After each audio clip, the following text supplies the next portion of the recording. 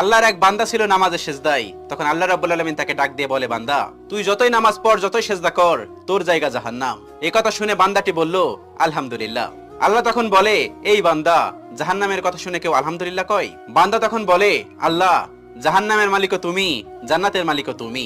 তুমি আল্লাহ খুশি হয়ে যদি আমাকে জাহান্নামও দাও, তাও আমার আপত্তি করার কোনো অধিকার নেই। আল্লাহ তখন বলেন, বান্দা, জাহান্নামে গেলে তুই পুড়ে যাবি, তোর খুব কষ্ট হবে। বান্দা তখন বলতেছে, আল্লাহ, কষ্ট শুধু আমার হবে না, তোমারও হবে। আল্লাহ তখন বলতেছে, বান্দা, তুই পুড়বি জাহান্নামের আগুনে, আমার কষ্ট হবে কেন? বান্দা তখন বলে, আল্লাহ, কোনো মায়ের কোল থেকে যদি কোনো বাচ্চা পানিতে পড়ে যায়, তাহলে কোনো মাই দূরে দাঁড়িয়ে থাকতে পারে না, দৌড়ে গিয়ে বাচ্চাকে কোলে নেয়।